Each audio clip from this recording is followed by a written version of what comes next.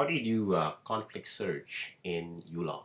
There are several ways in which you can do conflict search in uLaw, and there are several parameters that you can actually give to conflict search in uLaw. For example, once you have a contact, let's assume, say, Bradley Pitt, as established as a contact, you will go on the action button and click on conflict screening. Now, normal conflict screening, it does name search. It will look at all your clients, your opponents, and make sure that Bradley and Pitt are normally represented. So let's just look at that. So if I would just click on that, here you see that for Bradley Pitt, it found a couple of first name conflicts, like for example, Brad and Bradley, and also it found Pitt with the last name.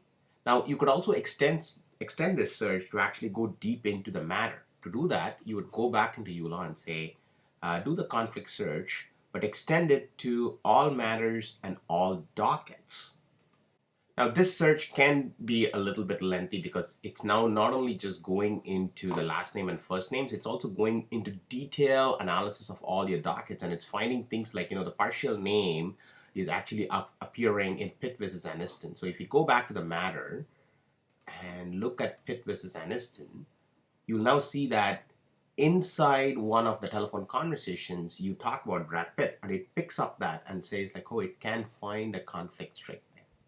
So to summarize, inside conflict screening, you now have more options like, to screen a matter or screen all dockets in the matter.